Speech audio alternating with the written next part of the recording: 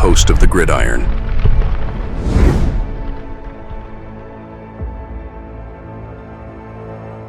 It's like how mmany times these slow starts. It's like, oh my God. Not that we're necessarily always like, we're down 35 nothing at halftime or something, but it's like, what, and once again, let me,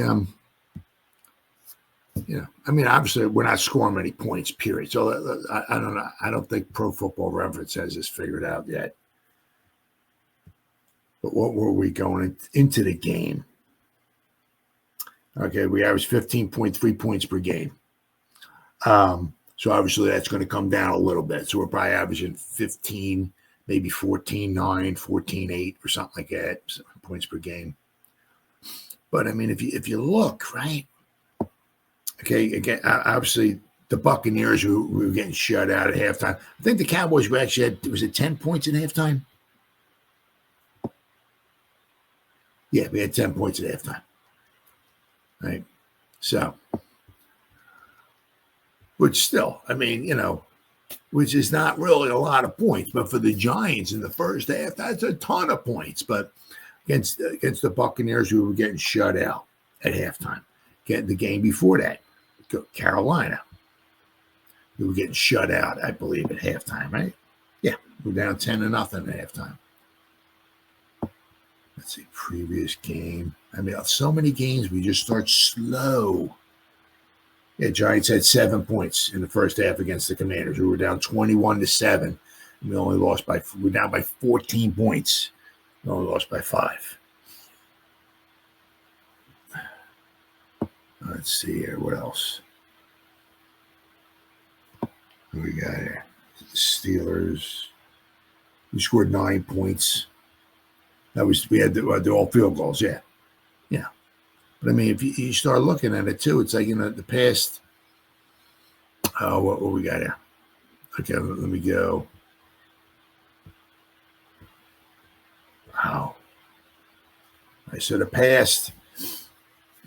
Let's see, the Saints, the Cowboys, the Bucks, the Panthers, Commanders, and hold on, this. The Steelers, the Eagles. Let me go. Can I go to Bengals too, or no? Yeah, and the Bengals, because we scored in the third quarter against the Bengals, right? So if you look at this, our last 8 games, we've scored 2 touchdowns in the first half. So this week, obviously, we didn't score a touchdown in the first half. Cowboys, we scored a touchdown in the first half. Buccaneers, we got shut out. Carolina, we shut out in the first half. Washington Commanders, we scored a touchdown in the first half. Down 21-7 now, right? Against Pittsburgh, we scored 3 field goals in the first half, so we still 2 field goals, 2 touchdowns. Against the Eagles, we scored 3 points, so obviously we scored a touchdown. Against the Bengals, we scored a touchdown in the third quarter. So in the last, whatever it was, 8 games, I said, we've scored 2 touchdowns in the 2 touchdowns in the first half, in the last 8 games. I mean, there was an article I saw. It's just obviously that talks about the slow start for the Giants, and it talks about their plays. That's it. There we go. The inept offense. The Giants started 4-4. First half drives at their own 49-yard line or better. I mean, midfield or better. It's like field position was on their side throughout the first half. You got to take advantage of that. They didn't. As the beat-up defense consistently played well. It was like, then again, obviously you're not, when you're talking to the Saints, right? You're not talking the greatest show on turf. Although, you'd be hard pressed to believe otherwise. After the first 2 games of the season, they put up over 40 points the first 2 games of the season. Now, it was against Carolina, I believe, and the Cowboys in Dallas. But the Saints put up over 90 points in the first 2 games of the season. And I'm like, damn, this Saint team is on a roll. Look at these guys. And then after that, the next week, they only scored like 12 points against the Eagles. And if it wasn't for a 70-yard touchdown run by Saquon, they would have beat the Eagles. But I can't stand the Eagles. But anyway. But I mean, we're not talking about a juggernaut defense. I mean, it's not, the Saints, they're not that really good. They're giving up like 23, 24 points a game. Right? So we had 4 drives. It's just in the first half. Like almost at midfield. The Giants managed just 3 points on those 4 drives. This is the second week in a row where New York's offense did little with great field position. For the second week in a row, the Giants were heavily penalized. We're going to go over this here. We're going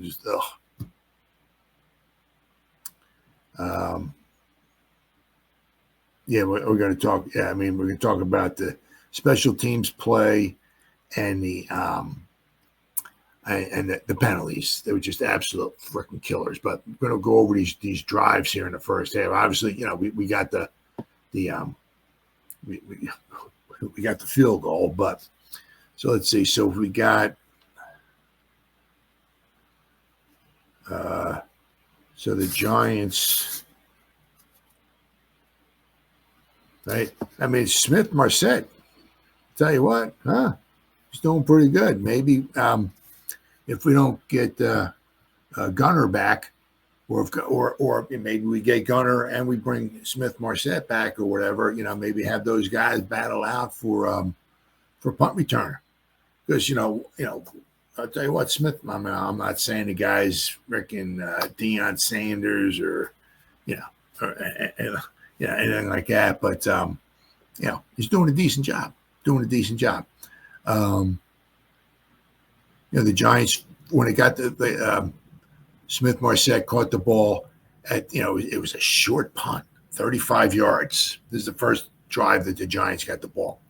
They got it at their, Marset caught it at the 44. He got pushed out of bounds. He got an 8-yard run, 8-yard return. I'll take that, right? So we're starting at the Nolans 48-yard line. Giants, I mean, somehow,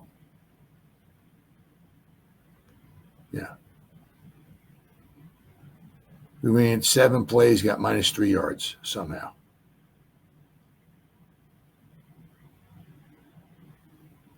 Well, actually, because a lot of it was the intentional grounding. But let's see here. So we had an incomplete pass.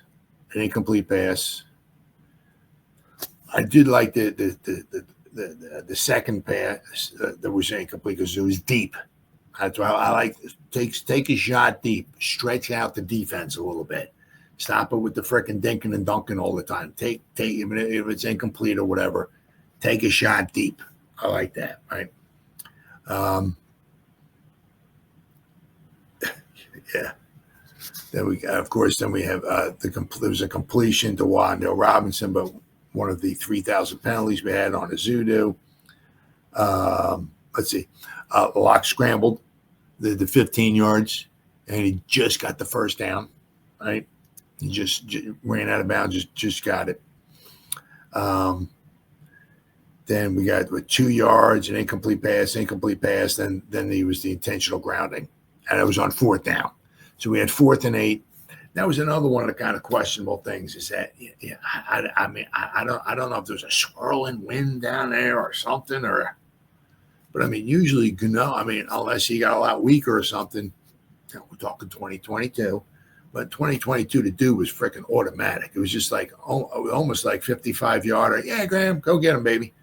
And you can just, you go out, go grab a beer or whatever, go to the bathroom, come back, and the Giants had 3 points on the board. It was just so I don't know if something was going wrong or whatever. I mean, instead of trying like a 53, 54-yard field goal, we went for it. We wound up getting intentional grounding. So we lost 15 yards, but I don't know why we didn't try a field goal on that one there. I mean, I said, unless Cano got a lot weaker. I don't know. But so then thankfully, right, New Orleans, they missed the field goal.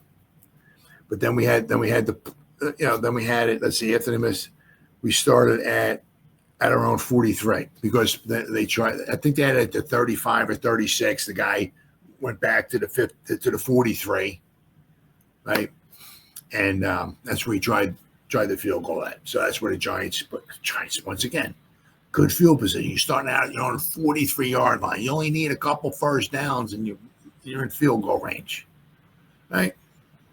So we went 3 plays, 8 yards. But unfortunately, I guess the one thing is that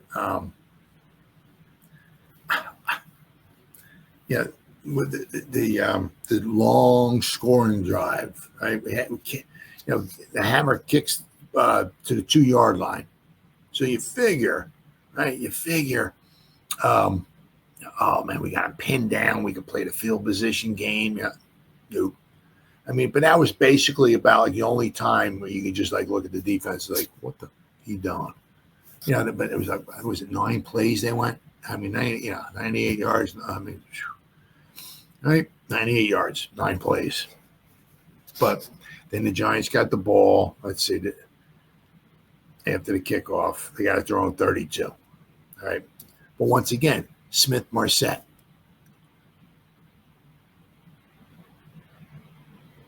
You kick it to the 2.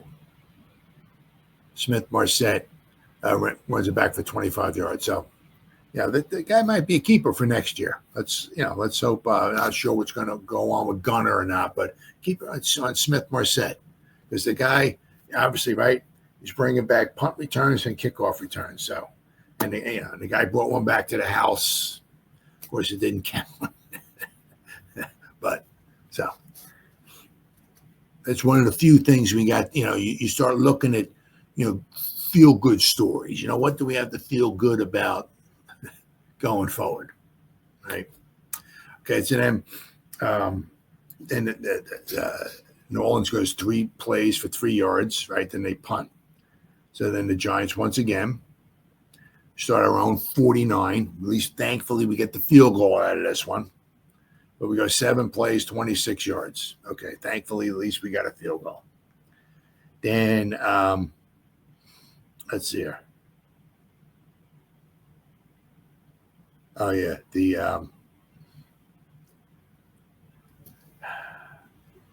thankfully, we were on this one, the fake punt. Thankfully, we were on that one. Because a lot of times, stuff like that catches you off guard. But no, we did a good job of that one. Right. That's a good spot to do it when you're at about midfield or so. So you got to get, I ain't got a problem with that. With the Saints trying to go for it on a fake punt at midfield, I ain't got no problem with that at all, going for it. But once again, now the Giants start at the Saints 48-yard line. What do we get out of it? Absolutely nothing. We go 3 plays, 6 yards. Tracy for 1 yard up the middle. Tracy for 5 yards, an incomplete pass, and then a punt.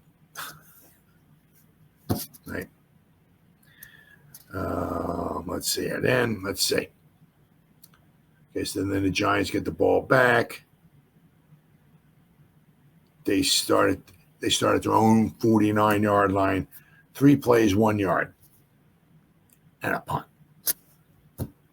I mean, once again, you're starting out at midfield. You get absolutely nothing from it. That's the difference between the good teams and the bad teams. Right? The good teams, they make something out of it. They make you pay for it. Right? They maybe not necessarily drive down the field and score a touchdown, but when they're starting in midfield, they make you pay. They give you, or they at least get themselves a field goal opportunity. I mean, all of these wasted chances by the Giants, all these, starting in midfield and the whole, time after time after time in the first half, and you come away with 3 freaking points. Another slow start. We came to score a touchdown in the first half.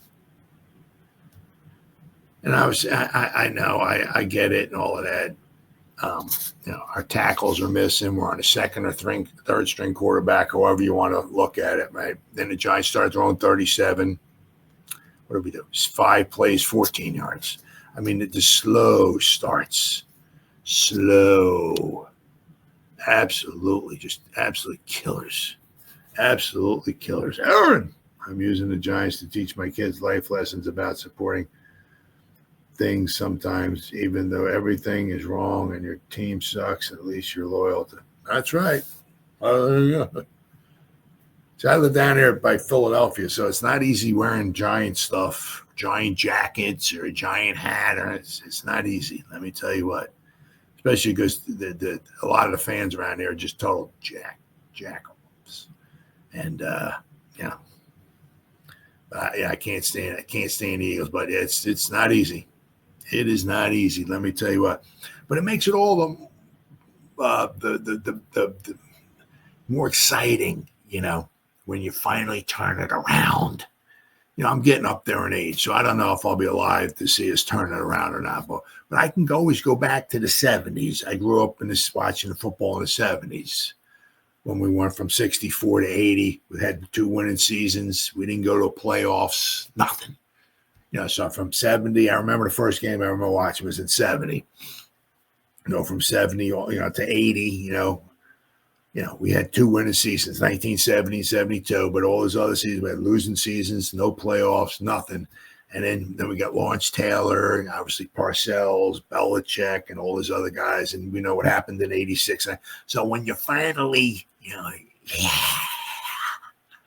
it makes it all the sweeter. So we're not one of those jackwagons, right? Who it's like, hey, I'm going to start watching football. Who's a good team? The Chiefs are good. Yeah. Do they win all the time? Yeah, the Chiefs win all the time. Oh, okay. I'm a Chief fan. Woo, go Chiefs. Woo. All those other jack wagons, obviously going back, a little bit in time, but the Patriot fans, they can live in Saskatchewan or something. Yeah, I like American football. Who's a good football team? Who's good? Oh, the Patriots are good. Tom Brady, they're winning Super Bowls all the time. Oh, yeah, okay. Oh, I'm a Patriot fan. Go Patriots. Woo! They don't even know where New England's at or not like that. But, but they become, what I mean? So it's nice, being a true blue Giant fan, right? Oh, yeah, it's the payoff. It is. When finally you turn things around, and you start beating the teams that used to beat you all the time, and now you're laughing at them and they stink and all that, and you're winning championships and they're not. It's like, oh, it feels so good, And the thing is, what the Giants did, which is really cool, was because it's like we kind of kept the momentum going a little bit. The 2 times we won the 2 Super Bowls, right? We won in 86, 4 years later. We won in 90. We won in 07. 4 years later, we won in 11. So we kind of won them close together and all that. So it makes it feel so good. But tell you what, it's just, from 2012 to now, it's like, it's horrible, man, because it's like, you got, it's like, it's almost like, unless something like we got a miraculous turnaround 2, 3, 4, 5 games into the season, it's like you're just looking at this team. It's like, yep, let's look forward to the draft. Let's look. How much money we got to spend in free agency next season? What free agents can we bring in next year? Because this season's, it's horrible. Whoa, damn, Japan! Oh my goodness, tough going for your Giants. Yep. Oh yeah, boy. Let me tell you what. Whew. I'll tell you what. I'll tell you what. Tough. Speaking of tough going for the Giants, I'm glad you brought that up, man. So there was a lot of Giants. The place was packed. The place it was a little difficult, but the place was actually sold out today. Why? All right. Hey, damn. Why? I got Japan. Hey, I'm in the United States. Well, I'm in New Jersey, the continental United States, shall I say.